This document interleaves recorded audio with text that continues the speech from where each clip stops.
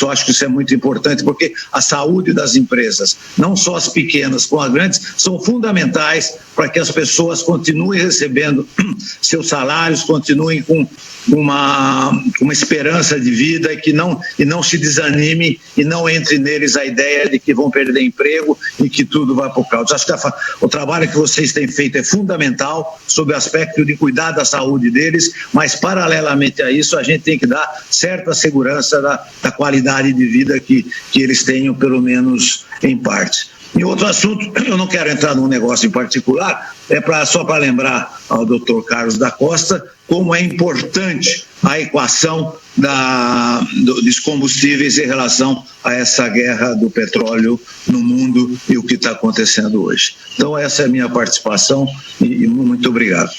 Obrigado, Rubinho. Rubem, um momento só aqui.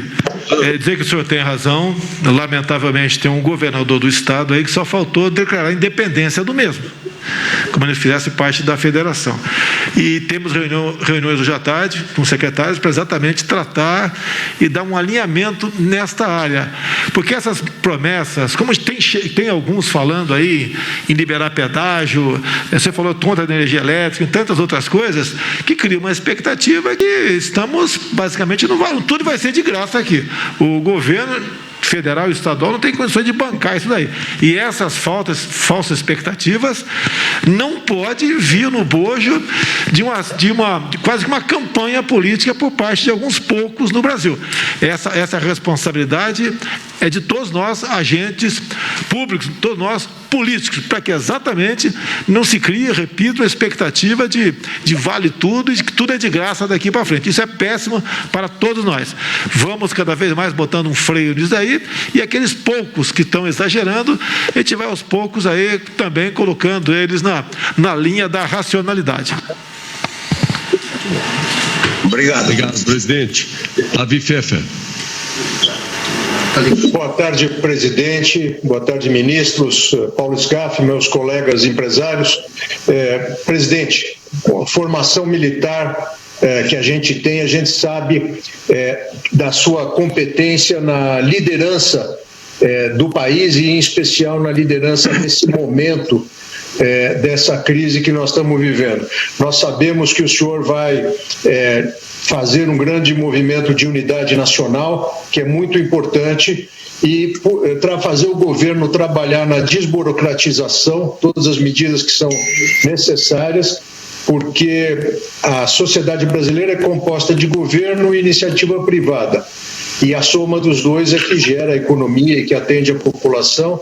Então, o governo agir muito rápido e unido e dar também a condição da iniciativa privada poder trabalhar de forma muito rápida é muito importante. E nós temos plena confiança, queremos colocar a Suzano à disposição do país para o que for necessário. Nesse momento, nós já estamos doando 500 mil máscaras para os mais necessitados, estamos doando álcool gel, estamos direcionando celulose e bobinas de matéria-prima de papel higiênico e também matéria-prima de fabricação de fraldas, absorventes para o mercado doméstico, priorizando o atendimento ao mercado doméstico. Nós estamos, junto com outros fabricantes de celulose, liderando um movimento para trazer ventiladores mecânicos e componentes para ventiladores da China para o Brasil, e nos associamos à preocupação dessa cadeia logística e de como fazer esse produto chegar ao Brasil. E, por último, queria só reforçar que nós estamos 100% à sua disposição. Conte conosco, presidente. Obrigado, Davi. Zarlenga, presidente da General Motors. Um minutinho. Sobre essa questão de ventiladores. Depois o Paulo quer falar também. Ventiladores, eles são equipamentos muito necessários para a oxigenação pulmonar dos pacientes que estão com o pulmão congestionado e não conseguem colocar oxigênio na corrente sanguínea. São usados em CTI, em salas de emergência. Nós vamos usá-los como leitos de suporte ventilatório em muitas enfermarias. E vamos precisar de um número expressivo. Por isso nós estamos trabalhando dar escala às companhias brasileiras que produzem. Nós já temos 3 iniciativas privadas associadas para aumentar a linha de produção, porque ele tem que ser um equipamento preciso. Agora, vou dizer uma coisa para vocês, quando conseguirem o respirador, comunica, eu vou deixar um canal através de quem de direito, no Ministério da Saúde, com quem vai no ADOC ou com eles. Centraliza no contato que eu vou passar. No contato do General Braga Neto, porque ao mesmo tempo que a gente olha e vê essa necessidade, se a gente sabe quanto que a gente precisa ali na frente, eu tenho o cálculo do número, eu acho que a gente vai conseguir administrar. A Itália, as pessoas estão em situação, a Itália está em situação, não é nem de calamidade, é pós-calamidade. Ela tinha comprado alguns equipamentos aqui, nós seguramos. Eu pedi para o presidente segurar. Sabendo que vocês estão conseguindo canais, estão conseguindo entrar, eu até como pessoa mesmo, como cidadão, me sinto muito desconfortável. E eu gostaria de ver que, se a gente tivesse a certeza de que todas essas intenções se materializam, eu imagino que quando a Itália estiver caindo, a gente vai estar subindo. E pode ser que a gente faça, te entrego dali na frente e você me devolve. O que seria uma demonstração mundial de correção e humanidade. Então, se vocês têm realmente essa condição, eu consigo fazer isso com o ministro da Saúde italiano, que é um pedido do presidente, que dentro do possível, nós não esqueçamos que nós somos todos desse mesmo planeta. E a gente precisa de solidariedade também. Então, quem tiver essas iniciativas, conseguir isso, conseguir... Às vezes a gente tem um raciocínio que pode ser por vias tortas, mas que vai dar um ponto de equilíbrio muito bom, porque quando a Itália cair, a gente pode receber o excedente dela, e se eu empresto para ela tantos, ela me devolve tantos. Eu acredito que pode ser uma iniciativa muito interessante também. Mas eu preciso ter a certeza dessas iniciativas de comprei tantos respiradores, e antes de colocar no lugar, coloque nesse conceito para a gente saber em que volume, em que quantidade que a gente está expandindo essa rede. Obrigado, ministro. Nós vamos procurar, com a permissão do presidente Jair Bolsonaro, e pelo que eu sinto que poderia se centralizar tudo na Casa Civil, e centralizar do lado empresarial aqui, de forma que facilite as demandas e os atendimentos, de forma que as empresas naturalmente todas seriam identificadas com as suas iniciativas, mas que a gente possa ajudar a organizar essa logística, esse fornecimento, essas estatísticas, para não haver nem falta, nem desperdício, nem excesso de nada. Obrigado. Passaria agora para o Zarlenga, que é presidente da General Motors América do Sul e Brasil.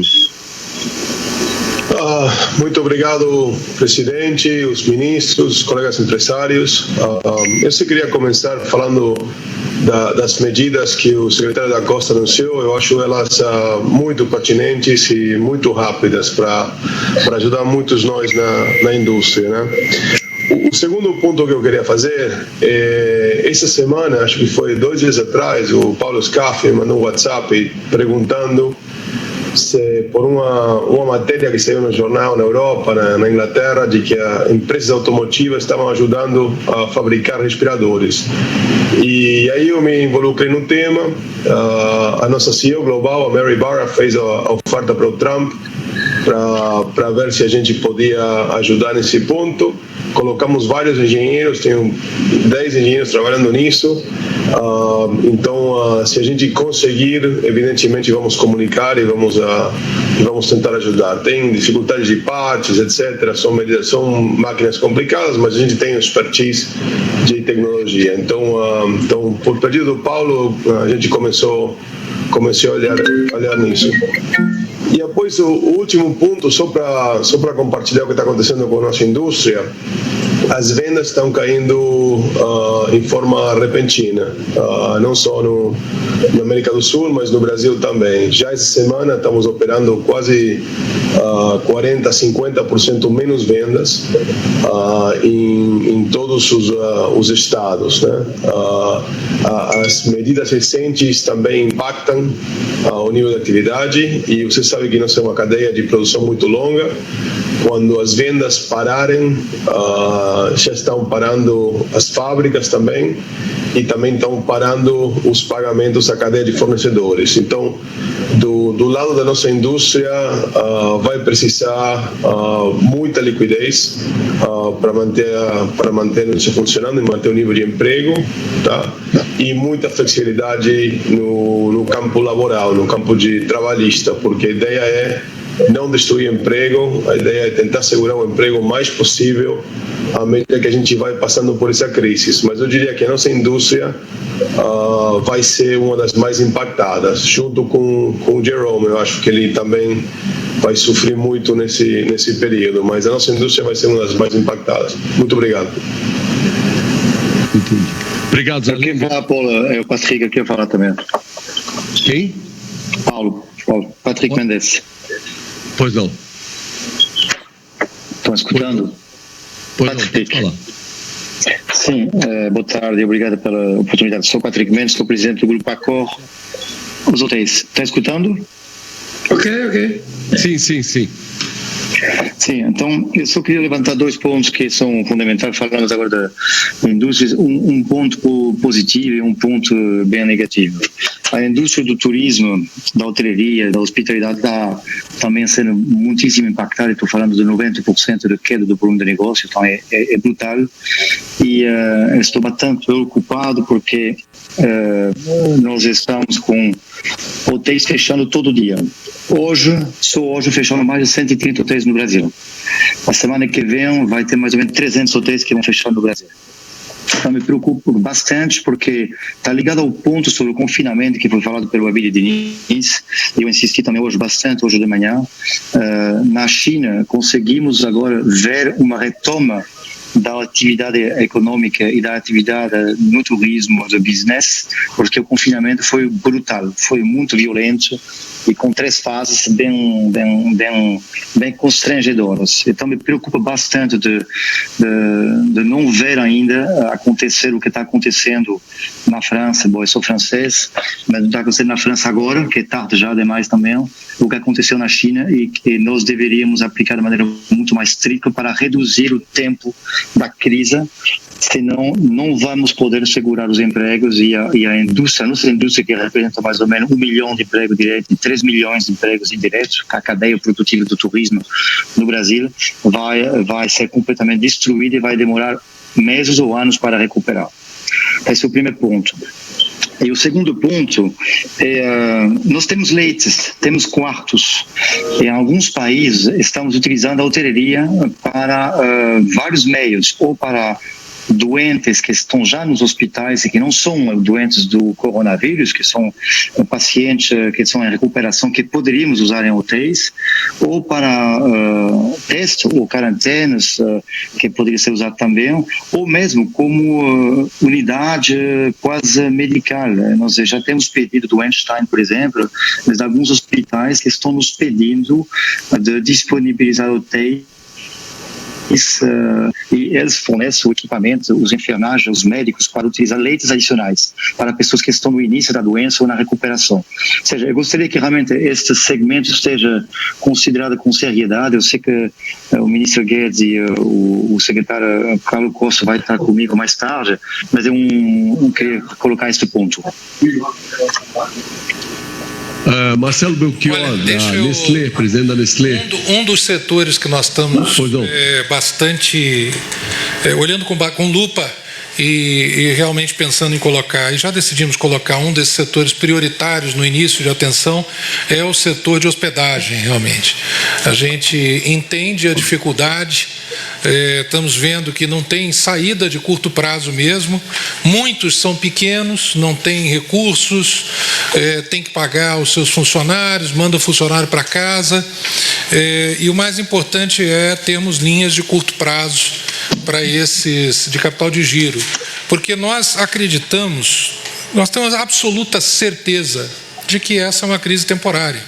Quando nós passamos por isso, o turismo no Brasil continua, o turismo de negócios, o turismo internacional, de lazer, Então, nós temos uma relativa tranquilidade de que nós podemos garantir capital de giro até um determinado limite para o setor privado, principalmente, por exemplo, para os nossos hotéis, que quando o Brasil voltar, eles estarão mais fortes e vão ser capazes de pagar isso de volta. A questão é como fazer isso de maneira ordenada, no momento certo, na magnitude correta, inclusive ajudando com as medidas trabalhistas para que as empresas desse setor, assim como as empresas do setor aéreo já estão fazendo, consigam negociar uma certa redução salarial que não afete dramaticamente o consumo responsável das famílias, que é muito importante, isso precisa ser mantido, o nosso brasileiro precisa ser mantido com a renda suficiente para o consumo responsável, mas que essas empresas atravessem. Uma vez atravessando essa crise com o crédito que nós já estamos construindo, elas terão condição de continuar sobrevivendo. Eu queria passar aqui para o nosso doutor José Medina, que é o diretor-geral do Hospital do Rim, aqui em São Paulo, referência internacional, o maior número de transplantes de rim do mundo, e nosso conselheiro aqui. Queria chamar a atenção com o ministro Mandetta, chamar a atenção porque o ministro Mandetta abriu essa fala. O SUS realmente é um milagre. O SUS tem um programa de atendimento em todas as cidades brasileiras, tem programa de alta complexidade como o transplante, que é o hospital que eu dirijo. Agora ele falou que vai sair fora do controle na semana que vem, e vai mesmo. Até agora, o número de pacientes que estão internados em hospitais ou que faleceram eram pacientes que viajaram para o exterior ou pacientes que receberam alguém do exterior e conversaram com eles. Então são pessoas de classe média ou classe média alta. Então, essas pessoas que estão internadas, quase lotando já alguns hospitais privados.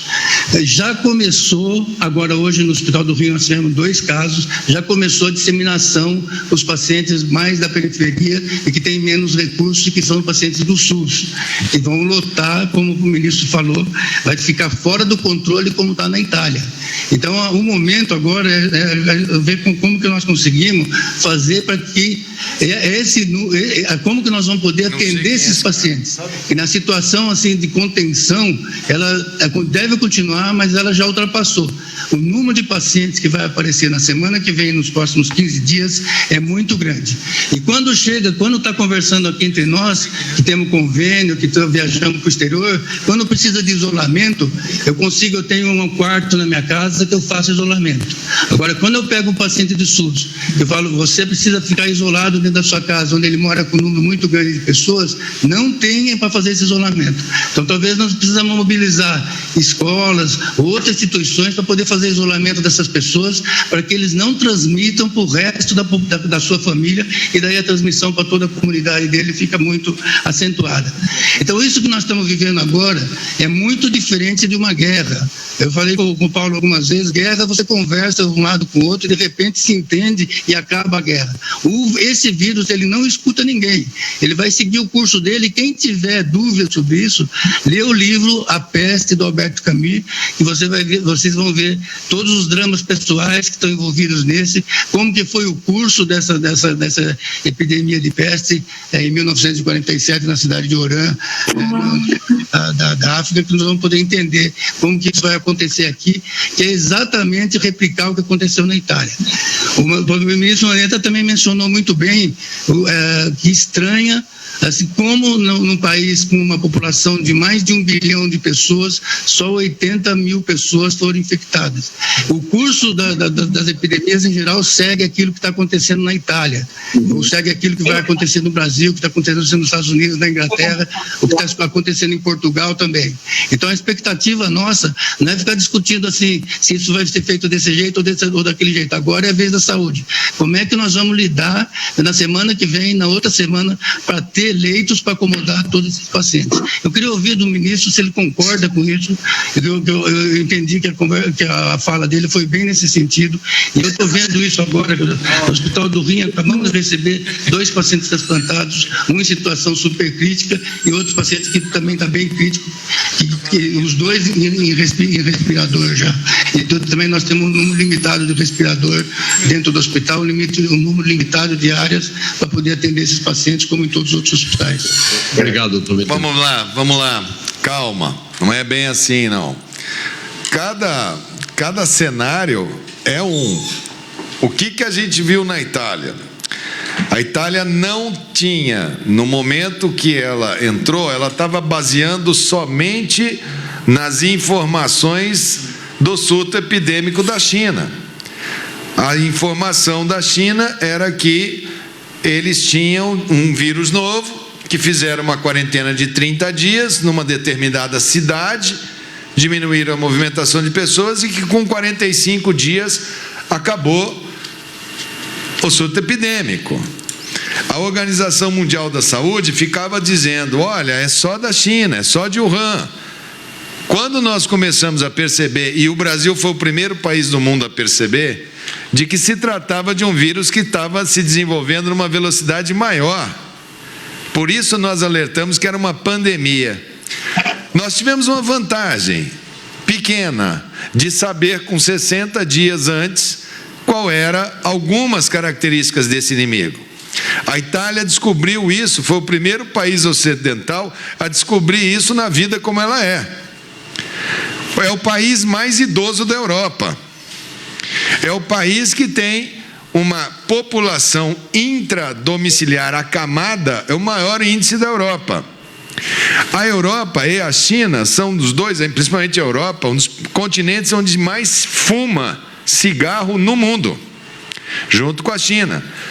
Esse SUS que vocês só conhecem das páginas das crises dos hospitais, nós somos o país com o menor índice de fumante do mundo, por 30 anos de trabalho antitabagista, nós só temos 9% da população. Esse sistema tem capilaridade em todas as cidades, nós temos unidade de saúde. Nós temos 46 mil equipes de saúde da família. 85% dos casos que têm sintomas são leves. Nossa população é muito mais jovem. Nós temos estados complexos como o Rio Grande do Sul, que é uma população mais idosa. Teremos sobrecarga no sistema? Sim. O mês de abril, atravessaremos o mês de abril, atravessaremos com o nosso sistema.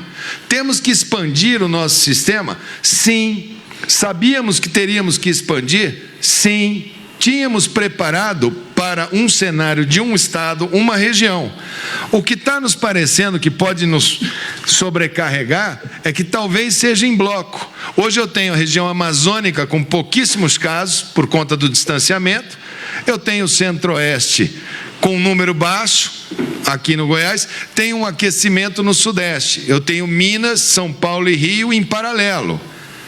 Ali mora 47 milhões de pessoas em São Paulo, 26 milhões em Minas, 22 milhões no Rio. Nós vamos concentrar uma grande batalha ali. Qual é a saída? Como toda virose, eu tenho que ter imunidade. As pessoas tendo imunidade, eu construo o efeito coletivo de imunidade e atravesso aquilo dali. Se eu não tenho vacina, a humanidade antigamente expunha intencionalmente as pessoas aos vírus para poder ganhar imunidade.